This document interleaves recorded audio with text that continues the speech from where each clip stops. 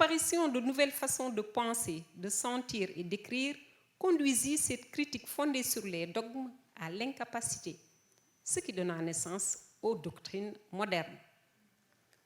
Aujourd'hui, le dogmatisme prend des formes révolutionnaires qui attendent de la littérature qu'elle s'engage dans le bon combat et qui jugent des œuvres en fonction de leur efficacité historique ou de leur utilité politique. Jean-Paul Sartre et Albert Camus, manuel 4 de la littérature française, La révolte contre l'engagement. Quand Mongo Betty, on en a parlé tout à l'heure, de son vrai nom Abidi, s'en prend à l'image que Camara Laye donnerait de l'Afrique et reproche au roman sa nocivité politique, on en a parlé tout à l'heure, Senghor répondit en prenant la défense du romancier guinéen. Ce débat entre Mongo Betty et Senghor illustre bien les deux thèses opposées où s'affrontent les différents concepts du rôle de l'écrivain nègre dans sa société. Alors, il y a des résistants aux doctrines parce que tout simplement, c'est des doctrines qui ne répondent pas à certains critères selon d'autres. Il y a la liberté du créateur. Gautier disait, à force de bon goût, on arrive à se priver d'une multitude de sujets, détails, d'images, d'expressions qui ont la saveur de la vie.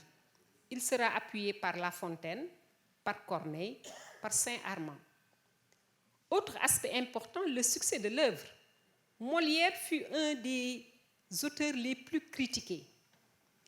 Lui, il juge une pièce au succès qu'elle rencontre du public ou du parterre. Le parterre, c'est le grand public. Pour lui, un critère d'appréciation n'est pas figé, mais peut dépendre des goûts d'une époque. Alors, pour Voltaire, le goût personnel est le fruit de l'éducation, de la lecture, de l'apprentissage. Pour Diderot, le génie ignore toute règle comparée au goût qui ne produit que des beautés de convention. Ce génie doit toucher, émouvoir, étonner.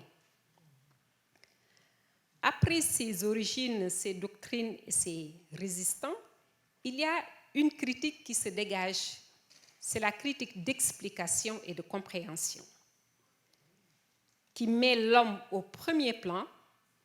Sainte-Beuve systématisa cette notion que l'œuvre dépend de la nature humaine. Particulièrement, il disait tel arbre, tel fruit. C'est au contact d'Hugo, avec le succès romantique, qu'il apprit que l'œuvre ne se fabrique pas par l'application d'une rhétorique toute prête, mais s'engendre au sein du génie par une création intime et obscure. Pour les universitaires, comme Lanston à la Sorbonne, la critique est une auxiliaire de la littérature. Édition de textes la plus originale, recherche de sources, influence exercée sur l'écrivain, copieuse bibliographie. La compréhension de l'œuvre, Bergson envisage l'acte créateur dans sa durée, dans ses modifications successives, dans son dynamisme propre. Les caractéristiques de l'interprétation. Les tenants de la nouvelle critique prennent le texte pour ce qu'il est en lui-même. Elles postulent d'un commun accord. Le primat absolu de l'œuvre réclame une compréhension autonome, de sorte elle apparaît comme un discours, une œuvre écrite sur une œuvre. C'est de la littérature sur la littérature. C'est devenu une pensée intéressante qui n'utilise le texte que comme un prétexte, une interprétation basée sur des critères linguistiques, stylistiques, philosophiques. Il y a plusieurs types de critiques qui vont s'aligner. La critique sociologique, avec l'universitaire nigérien Sunday Anozie. Il y a aussi la critique psychanalytique avec Freud. L'acte d'écrire est comme un comportement, une conduite. L'interprétation chez Freud donne avec surtout un personnage de Cheikh Hamidou Kane qui montre que dans ce texte n'est pas corroboré par ce que nous enseigne le milieu dans lequel vit Cheikh Hamidou Kane et les personnages, enfin dans lequel vivent les personnages. La lecture d'un texte de l'article de T. Malone sur l'aventure ambiguë permettra de mesurer les difficultés d'application de la critique psychanalytique, donc des imperfections. La critique existentialiste avec Sartre se montre l'héritier d'une visée critique, illustrée par Dubos et Georges Poulet. Alors, l'étude d'un extrait de l'importante préface donnée à l'anthologie de Léopold Sédar Senghor en 1948 dans Orphée mettra en évidence ce mot de sympathie par lequel l'homme blanc salue la naissance de la jeune littérature nègre et par lequel il s'efforce de saisir toutes les implications du phénomène. La critique thématique, avec Rousset, ils mettent en évidence deux phases essentielles: la mise en évidence des thèmes des structures intérieures et la conscience de l'écrivain sous-jacente ou subconsciente, mais toujours présente. Il y a eu des interrogations sur la nouvelle critique. Là, le texte est devenu le prétexte à un discours. Ce dernier est constitué d'une réflexion approfondie. Ses concepts et son vocabulaire sont empruntés au grand courant de la pensée philosophique et scientifique. Aujourd'hui, nombre d'ouvrages critiques magistraux qui ont exploré, reconstitué des œuvres littéraires dans toute leur complexité, leur beauté profonde, ont abordé à des réussites confondantes dignes de la plus haute admiration. Avec Sylvie de Gérard de Nerval, œuvre belle, modeste, simple, innocente, mais l'admirable commentaire de Georges Poulet sur ce récit en 1938 fait découvrir une œuvre d'une profondeur exceptionnelle. La solidarité du couple écrivain-critique n'est pas absolument aussi sans danger. Un beau risque, tenteront de dire, vu le nécessaire renouvellement de l'immense fécondité. Pour conclure, la critique littéraire se résume en trois attitudes possibles. La critique corrige quand elle est dogmatique. La critique ignore par inaptitude réelle, par respect, par admiration. Et enfin, la critique recouvre. Et c'est cette troisième attitude qui est le plus favorable, le plus intéressant, le plus heureux, celui auquel correspond dans son ensemble l'ambition de la nouvelle critique. J'espère que les 15 minutes ne sont pas encore écoulées. Alors, j'en viens à l'art en Afrique. Voilà. L'art en Afrique exprime sa spécificité et son évaluation reste liée à son évolution, avec un souci de bien faire, de se remettre en cause et de s'améliorer. C'est bien là le début d'une forme de critique. Cette dernière commencera avec l'état des lieux de l'art. La méthode biographique et historique de Sainte-Beuve crée la critique historique. Pour Taine, philosophe, la critique est basée sur l'érudition et sur trois facteurs: le climat, l'histoire et la race. L'autorégulation. Né en Grèce antique pour élire les gouvernants avec un tirage au sort, Aristote en fixe les règles dans sa poétique. Dans la littérature orale, l'auteur de la création est la communauté tout entière ou les générations qui ont participé à son élaboration. Il y a deux formes d'auto-évaluation. Dans la littérature orale africaine, la forme consciente, évaluation de sa production, et la forme inconsciente, l'œuvre retouchée et amendée, sera par conséquent différente de sa forme initiale. Quelques exemples avec le mythe de Mami Wata. Au Nigeria, Mami Wata, c'est une reine des femmes. Au Niger, c'est un serpent persan. Au Congo, c'est un crocodile persan. Malgré toutes ces variantes, elle est la seule divinité vénérée dans une zone africaine étendue, de même avec l'épopée de Chaka. Presque tous les genres littéraires ont utilisé le personnage de Chaka. Seydou Badian sous l'orage, suivi de Chaka, il y a une fin tragique. Thomas Moflo, grandeur et chute du peuple zoulou.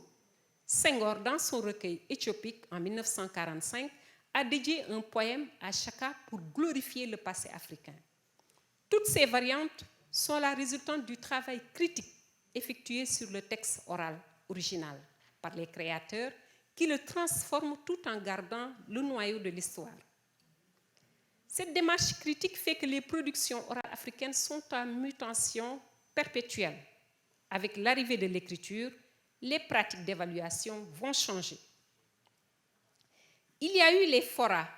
Alors, la revue Présence africaine d'Alioune Diop, 2 ans plus tard, qui crée sa propre maison d'édition, le Congrès de Paris en 1956, la Société africaine de culture qui organisera le Congrès de Rome en 1959, le rappel du débat entre Bidi et Senghor, le premier festival mondial des arts nègres en 1966 répondait à la recommandation du Congrès de Rome.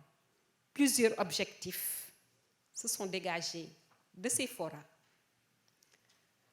Le colloque de Yaoundé, c'est un colloque qui avait pour titre « Le critique africain et son peuple comme producteur de civilisation ». Des objectifs assignés: créer une association de critiques africains, professionnalisation de la fonction de critique, élucider la notion de critique et indiquer les voies spécifiques d'une critique africaine, définir le rôle du critique africain, rejet des canaux occidentaux comme critère d'appréciation, parce que les Africains se sentaient lésés, les maisons d'édition occidentales les minimisaient. Et là, il y a 2 missions du critique: l'analyse historique des œuvres en interrogeant celles du passé et du présent, la production avec une perspective mondiale, la synthèse des contenus des œuvres et les valeurs maîtrisées par le public africain. Sur la base de ces 2 missions, il y eut 2 démarches critiques. Liliane Kestello, alors on lui a rendu hommage il y a quelques jours lors du colloque à l'UCAD sur littérature africaine et écologie, et Jeanne mettent en avant l'authenticité et la spécificité de l'œuvre critiquée. Pour Pape Samba Diop, seuls les écrivains africains sont aptes à dévoiler les mystères des œuvres africaines parce qu'ils partagent les mêmes cultures, les mêmes déformations de la personnalité fondamentale, les mêmes appréciations face à la langue, sans souligner le lourd fardeau de l'expression française. Les critiques comme Bernard Mouralis et Matezo Locha penchent pour une mondialisation de l'art africain. Ils parlent de l'intertextualité et cela l'extirpe de l'isolement engendré par la critique ethnocentrée. La première méthode a prévalu jusqu'en 1990. La démarche interculturaliste s'est imposée à partir de cette année-là. Aujourd'hui, on parle de littérature hybride, de littérature de déconstruction. Alors est née aussi une forme de critique qui allie esthétique négro-africaine et occidentale, une forme déconstructive en profitant de la dimension intertextuelle. Avec beaucoup de progrès, l'art évolue et ses restrictions appréciatives sont dépassées et l'Afrique dispose de son propre appareil de contrôle de ses productions. Une toute dernière partie sur la place dans la chaîne du livre. Bourdieu, une dernière. Ah, excusez-moi, j'ai... Pour tout le monde. Oui, excusez-moi, mais c'était une toute dernière partie pour montrer... j'ai mis l'accent plus sur la première partie avec l'origine. C'était pour montrer la place qu'occupe réellement la critique en faisant la promotion à travers des institutions littéraires comme les maisons d'édition, le journalisme culturel, les prix et les distinctions.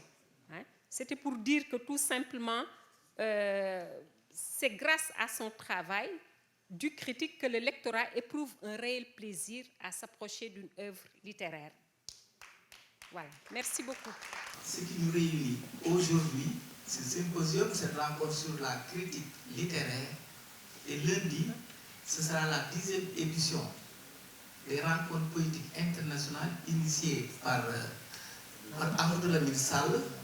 Et ensuite, il y aura le premier salon du livre de jeunesse et pour enfants. Et on va se projeter de la 3e édition du salon national du livre qui sera à Fatick.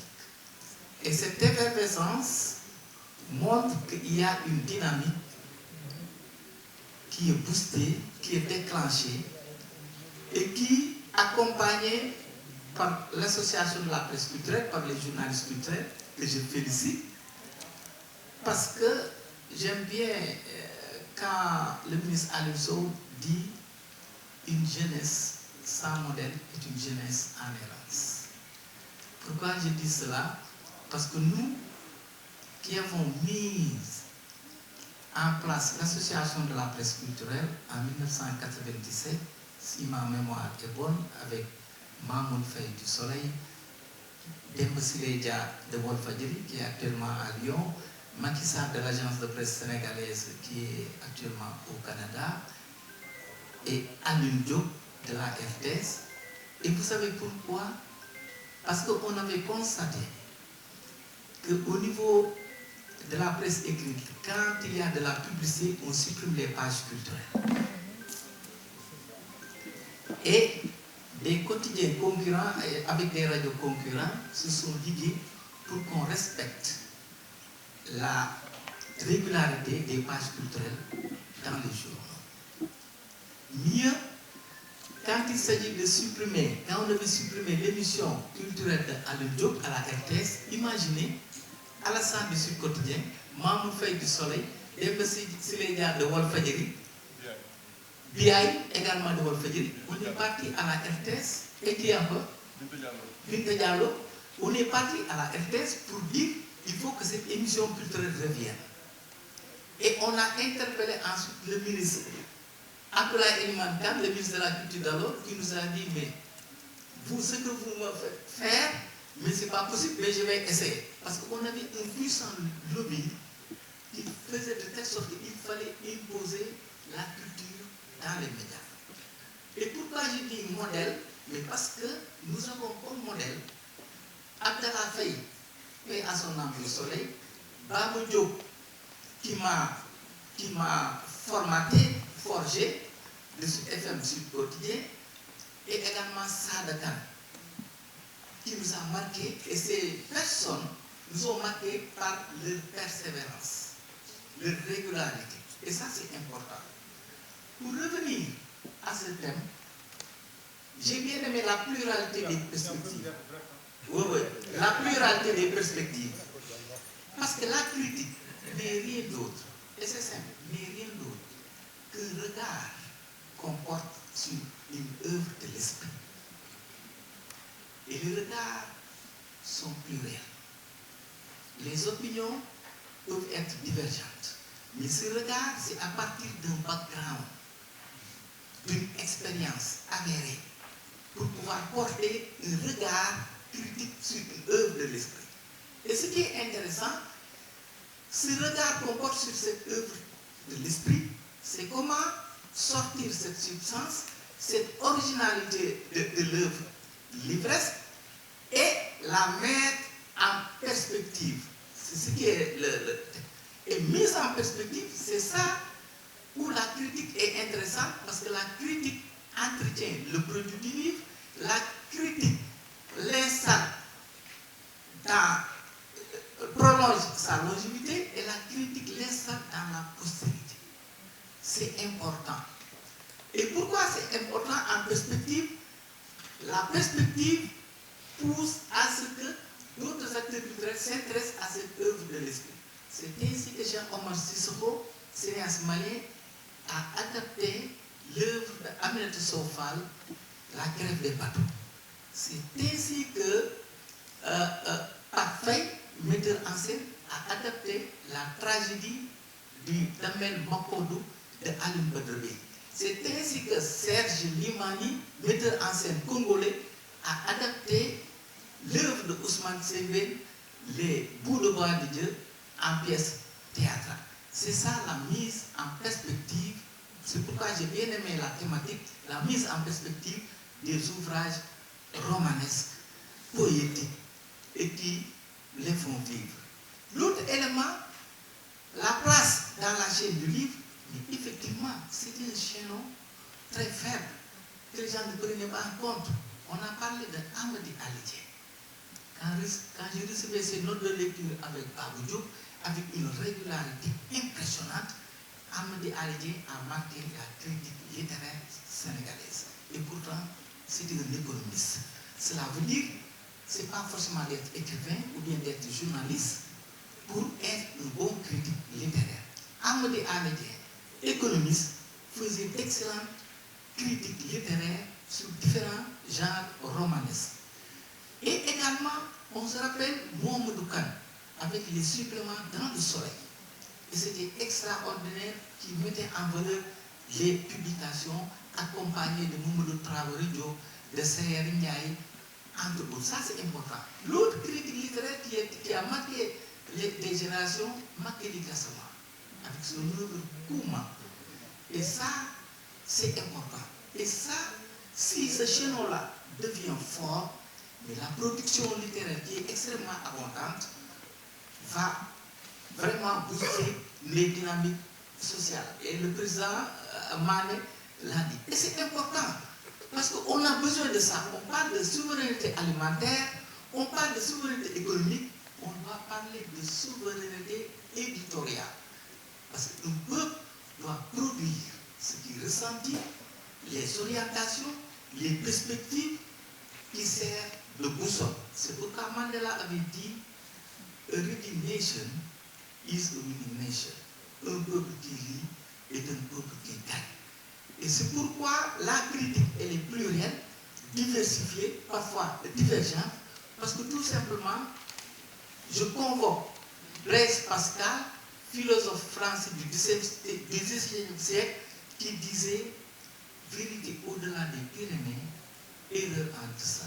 Je vous remercie.